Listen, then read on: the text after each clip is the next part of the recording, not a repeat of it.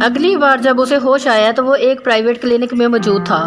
آنکھیں کھول کر اس نے ایک بار اپنے ارد گرد دیکھنے کی کوشش کی۔ کمرے میں اس وقت ایک نرس موجود تھی جو اس کے پاس کھڑی ڈرپ کو صحیح کرنے میں مصروف تھی۔ سالار نے اسے مسکراتے دیکھا تھا۔ وہ اس سے کچھ کہنا چاہ رہا تھا مگر اس کا ذہن ایک بار پھر تاریکی میں ڈوب گیا۔ دوسری بار اسے کب ہوش آیا اسے اندازہ نہیں ہوا مگر دوسری بار آنکھیں کھولنے پر اس نے اس کمرے میں کچھ شناسا چہرے دیکھے تھے۔ اسے آنکھیں کھولتے دیکھ کر ممی اس کی طرف بڑھ آئی۔ کیسا محسوس کر رہے ہو تم؟ انہوں نے اس پر جھکتے ہوئے بےتابی سے کہا۔ جسٹ فائن، سالار نے دور کھڑے سکندر عثمان کو دیکھتے ہوئے دھیمے لہجے میں کہا۔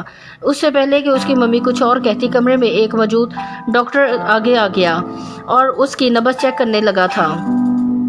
ڈاکٹر نے انجیکشن لگانے کے بعد ایک بار پھر اسے ڈرپ لگائی۔ سالار نے کچھ بیزاری کے ساتھ یہ کاروائیاں دیکھی۔ ڈرپ لگانے کے بعد وہ سکندر عثمان اور ان کی بیوی سے باتیں کرنے لگا۔ سالار اس گفتگو کے دوران چھت کو گھورتا رہا۔ پھر کچھ دیر بعد ڈاکٹر کمرے سے نکل گیا۔ کمرے میں اب بالکل خاموشی تھی۔ سکندر عثمان اور ان کی بیگم اپنا سر پکڑے بیٹھے تھے۔ ان کی تمام کوششوں اور احتیاط کے باوجود یہ سالار سکندر کی خودکشی کی چوتھی کوشش تھی اور اس بار وہ واقعی مرتے مرتے بچا تھا۔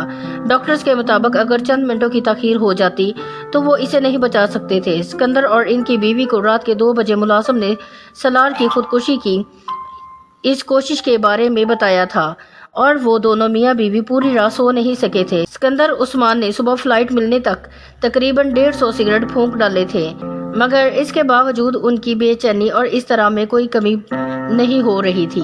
میری سمجھ میں نہیں آتا یہ آخر اس طرح کی حرکتیں کیوں کرتا ہے؟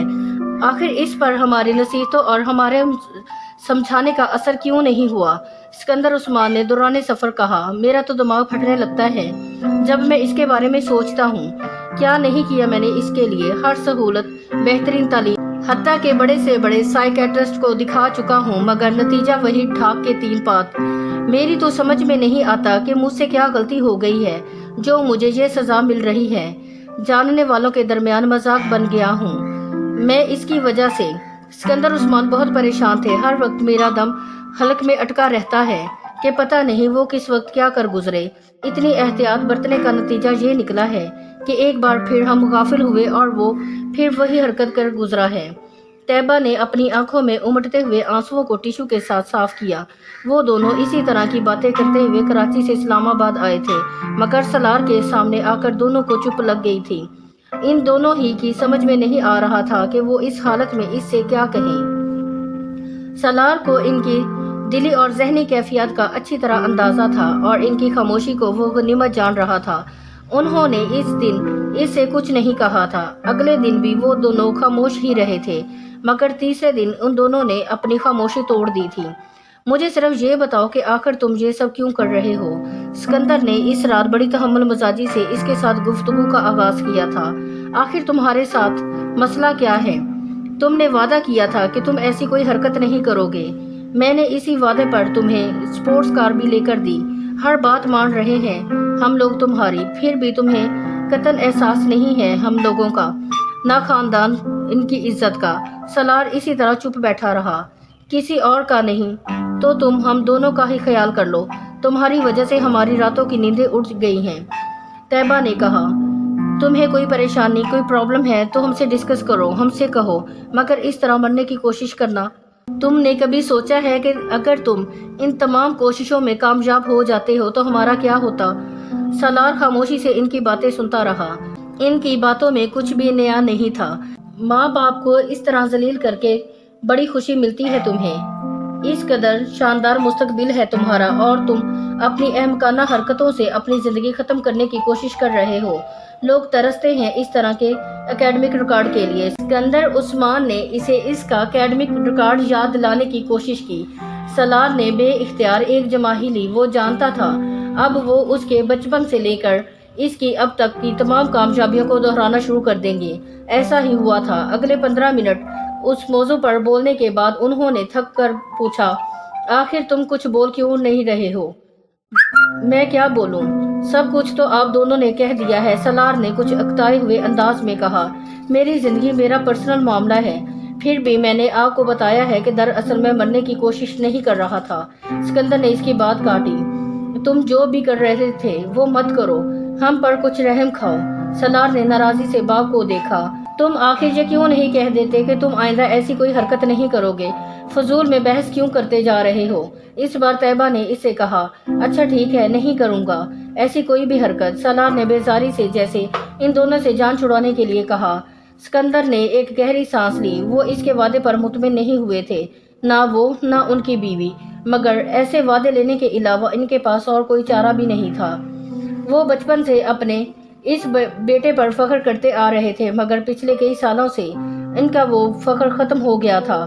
جتنا پریشان انہیں سالار نے کیا تھا، اتنا ان کے باقی بچوں نے مل کر بھی نہیں کیا تھا۔ اب کیسا ہے تمہارا دوست؟ گئے تھے تم اس کی خیریت دریافت کرنے؟ امامہ وسیم کے ساتھ مارکیٹ میں جا رہی تھی کہ اچانک اسے سالار کا خیال آیا۔ پہلے سے تو حالت کافی بہتر ہے اس کی، شاید کل پرسوں تک ڈسچارج ہو جائے۔ وسیم نے اسے سالار کے بارے میں تفصیل سے آگاہ کیا۔ تم چلو گی واپسی پر اس کو دیکھنے؟ وسیم کو اچانک خیال آیا۔ میں؟ امامہ حیران ہوئی۔ میں کیا کروں گی جا کر؟ خیریت دریافت کرنا، اور کیا کرنا ہے تمہیں؟ وسیم نے سنجیدگی سے کہا۔ اچھا، امامہ نے کچھ تامل سے کہا۔ چلو ٹھیک ہے، چلیں گے، حالانکہ اس طرح کے مریض کی عیادت کرنا فضول ہے، اس نے لاپرواہی سے کندھے جھکاتے ہوئے کہا۔ ویسے مجھے توقع تھی کہ اس کے پیرنٹس ہمارے گھر آئیں گے شکریہ وغیرہ ادا کرنے کے۔ ہم نے ان کے بیٹے کی جان بچا لی، کس قدر بر وقت مدد کی تھی ہم نے، مگر انہوں نے تو بھولے سے ہمارے گھر کا رخ ہی نہیں کیا۔ امامہ نے تبصرہ کیا۔ تم ان بیچاروں کی کنڈیشن کا اندازہ ہی نہیں کر سکتی، کس منہ سے وہ شکریہ ادا کرنے آئے۔ اور پھر اگر کوئی اور یہ پوچھ بیٹھے کہ آپ کے بیٹے نے ایسی حرکت کیوں کی ہے، تو وہ دونوں کیا جواب دیں گے؟ کیا یہ کہیں گے کہ شوق کے ہاتھوں وہ بیچارے عجیب مشکل میں پھنسے ہوئے تھے؟ وسیم نے قدرے افسوس کرنے والے انداز میں کہا۔ ویسے اس کے پیرنٹس نے میرا بہت شکریہ ادا کیا ہے، اور امی اور بابا جب پرسوں ہاسپٹل میں اس کی خیریت دریافت کرنے گئے تھے تو انہوں نے وہاں بھی ان دونوں کا بہت شکریہ ادا کیا ہے۔ یہ تو امی اور بابا کی سمجھداری تھی کہ انہوں نے ان سے کوئی سوال نہیں کیا سالار کے بارے میں، ورنہ تو ادھر بھی خاصی خفت کا سامنا کرنا پڑتا انہیں۔ وسیم نے گاڑی موڑتے ہوئے کہا۔ مگر آخر تمہارے اس دوست کا مسئلہ کیا ہے؟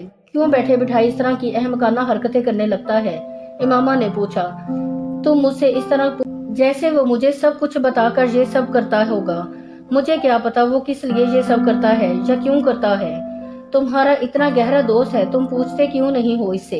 اتنا گہرا دوست بھی نہیں ہے کہ ایسی باتوں کے بارے میں بھی مجھے بتانے لگے، اور ویسے بھی میں کیوں اتنا کرے دوں؟ ہوگا کوئی مسئلہ اس کا تو پھر بہتر نہیں ہے کہ تم ایسے دوستوں سے کچھ فاصلے پر رہو۔ ایسے لوگوں سے دوستی اچھی نہیں ہوتی۔ اگر کل کو تم نے بھی اس طرح کی حرکتیں کرنی شروع کر دی تو؟ ویسے تم نے اس دن جو حرکت کی تھی وہ اگر اسے یاد رہی تو ہماری دوستی میں خود ہی خاصا فرق آ جائے گا۔ وسیم نے کچھ جتانے والے انداز میں کہا۔ میں نہیں سمجھتی کہ اسے وہ تھپڑ یاد ہوگا، وہ صحیح طور پر ہوش میں تو نہیں تھا۔ تم سے ذکر کیا اس نے اس بارے میں؟ امامہ نے پوچھا۔ نہیں، مجھ سے تو نہیں کہا، مگر ہو سکتا ہے کہ اسے یاد ہو۔ تم نے اچھا نہیں کیا تھا، اس نے حرکت ہی ایسی کی تھی۔ ایک تو اپنا ہاتھ کھینچ رہا تھا اور دوسرے گالیاں دے رہا تھا، اور اوپر سے میرا دوپٹہ بھی کھینچ لیا۔ اس نے دوپٹہ نہیں کھینچا تھا، اس کا ہاتھ لگا تھا، وسیم نے سالار کا دفاع کرتے ہوئے کہا۔